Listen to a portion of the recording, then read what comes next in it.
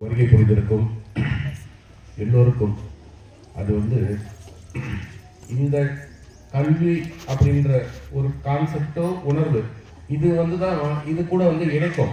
அப்போ ரமேஷ் தம்பி ஆகட்டும், அவங்க துணையாரி ஆகட்டும், இப்போ நம்ம கூட பேசுகிற எல்லாருமே நீங்கள் கேட்டுட்டு இருந்திருப்பீங்க. நினைச்சதெல்லாம் எல்லாம் ஜாயின் ஆக முடியாது.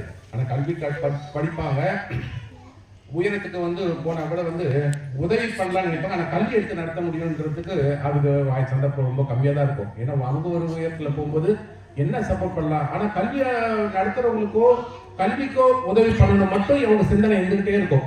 அவங்க எந்த கல்லூரி எந்த பள்ளியில் படித்தாலும் சரி, எந்த கல்லூரியில் படித்தாலும் சரி, அவங்க எந்த உயரத்தில் இருந்தாலும் அவங்களுடைய சிந்தனை அவங்க அதுக்கு என்ன நம்ம பண்ண முடியும். ஆனால் நேரடியாக பண்ண முடியாது. பண்ணுறவங்களுக்கு சப்போர்ட் பண்ணணும்னு நினைப்பாங்க. ஆனால் அந்த பண்ணுற ஒரு சிந்தனைன்னு ஒன்று இருக்கு பாருங்க.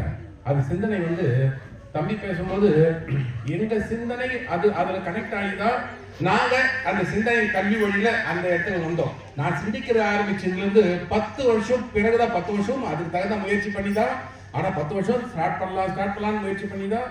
அது எப்போ திரும்ப தடைப்பாகும், திரும்ப வேணான்னு நிறுத்துவோம். ஆனால் திரும்ப ஸ்டார்ட் பண்ணணும்னு நான் திரும்ப சிந்தனை வந்துடும். திரும்ப அதுக்காக முயற்சி பண்ணிக்கிட்டே இருப்போம். பண்ண முடியுமா, இது எவ்வளோ பெரிய ஒர்க்கு, நம்ம எப்படி கல்வியாளர்களை ஒருங்கிணைக்கிறது, ஆசிரியர்கள் எப்படி ஒருங்கிணைக்கிறது, இந்த சிந்தனை என்கிட்ட இருந்துகிட்டே இருந்தது. ஆசிரியர்கள் ஒருங்கிணைத்து படித்தவங்க கிட்ட நாம் ஒரு பணியை கொடுத்து அதை வாங்கணும். அப்போ படித்தவங்கிட்ட வேலை வாங்கணும்னா அப்போ என்ன பண்ணணுன்றதுக்கு அதுக்கு நிறைய ஃபார்முலா இருக்கு. படித்தவங்கிட்ட ஃபார்முலா என்ன கேட்டீங்கன்னா, முதல்ல ஒரு ஆசிரியர்னா குரு, அதை ரெஸ்பெக்ட் பண்ண நமக்கு தெரியணும். அந்த விஷன் தெரியணும். ஏதோ யாரோ வராங்க, இது படிப்பு கல்வி அது போதிக்கிற ஆசிரியர், இது வேலை கிடையாது, இது சேவை. இந்த சேவை என்னன்னாக்கா ஆசிரியர்களுக்கு தான் அந்த சேவை மனப்பான்மை இருக்கும். இன்னைக்கு உலகம் நீங்க எல்லாம் எப்படி வேணாலும் சிதறந்து கிடக்கலாம்.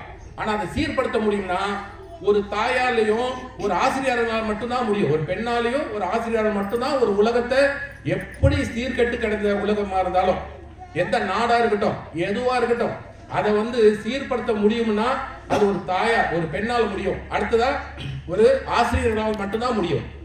ஆசிரியர்களுக்கு தான் அந்த வேல்யூ இருக்கு. நீங்க எப்படிப்பட்ட மாணவர் அவங்க ஒரு எப்படிப்பட்ட மாணவர்கள் அவங்களுக்கு என்ன தரம், என்ன அவங்க கிட்ட சிறப்பு இருக்குன்றத கண்டுபிடிச்சு அவங்கள சரிப்படுத்தி அவங்கள உலகில் தலை சிறந்தவங்களா உருவாக்குறது யாருன்னு கேட்டா அந்த ஆசிரியர் முடியும், இல்ல அந்த தாயினால முடியும். இந்த 2 பேருக்கு தான் அந்த வேல்யூ இருக்கு. அப்போ இந்த ஆசிரியர் இந்த தாய்க்கு அப்போ நாம என்னன்னா அவங்களே நாம ஒரு கல்வியாளரா நாம ஒரு இன்ஸ்டிடியூஷன் நடத்துறோம்னா அப்போ நம்ம பங்களிப்பு என்ன அப்படின்றத சிந்திச்சோம். அந்த பங்களிப்பு என்னன்னு கேட்டீங்கன்னா, குருக்குரிய அங்கீகாரத்தையும் குருக்குரிய நம்ம அந்த சிறப்பையும் நாம் உருவாக்கி மாணவர்களை உருவாக்கிட்டோம்னா நாம் நம்முடைய பிறப்பின் பயனை நாம செயல்படுத்துறோம்.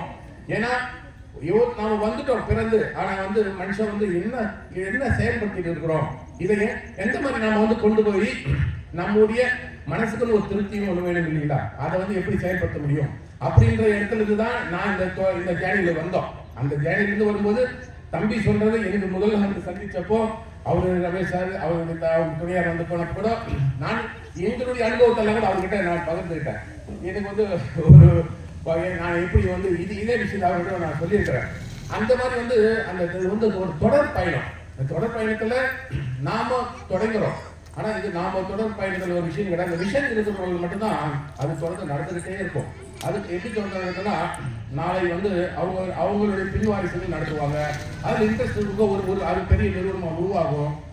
அது திரும்ப ஒரு கல்வியை கொடுக்கறது, சமூக செயல்பாடுகளை ஏற்படுத்துறது, இது எல்லாமே நடக்கும். இதுதான் கல்வியுடைய அந்த தொடர்ச்சி. நான் சொல்ற ஒரு சுருக்கம் இது.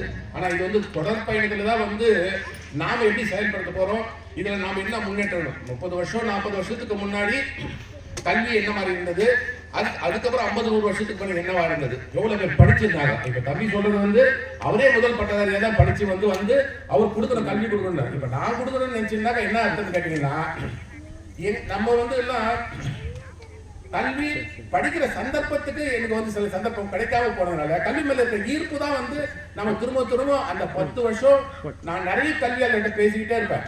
யாரு நான் என்கிட்ட சந்திக்க வரேன், நான் சின்ன வயசுல பிசினஸ் வந்தப்பதுல நான் சின்ன வயசுல நிறைய சம்பாதிக்கவும் செய்தோம். ஆனால் சம்பாதிச்சது எப்படி பயன்படுத்தணும், அப்படின்ற திட்டம் தான் நான் அந்த செயல்பட்ட அந்த கல்வி திட்டத்தை. அப்போ நிறைய கல்வியாளர்கிட்ட பேசிக்கிட்டே இருப்போம். அந்த சிந்தனை வந்ததுக்கு காரணம் அந்த கல்வியாளர்கள் கொடுத்த ஆலோசனையும் அது கருத்தும் தான். அந்த மாதிரி தம்பி அவங்க வந்து பேசுறப்ப கூட இந்த தொடக்கம் எப்படி இருக்கட்டும், ஆனா இப்ப செய்ய போறது இது தொடர் பயணம்.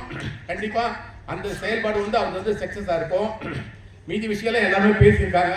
கண்டிப்பா அவருக்கு அன்னை மீரா அந்த நிறுவனத்திலிருந்து தம்பி அவங்களுக்கும் அவங்களுடைய செயல்பாடுக்கு அவங்க துணையா இருக்கு.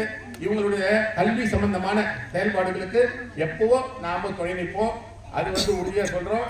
அவருடைய சிந்தனை செயல்பட வாழ்த்துக்கள். நன்றி, வணக்கம்.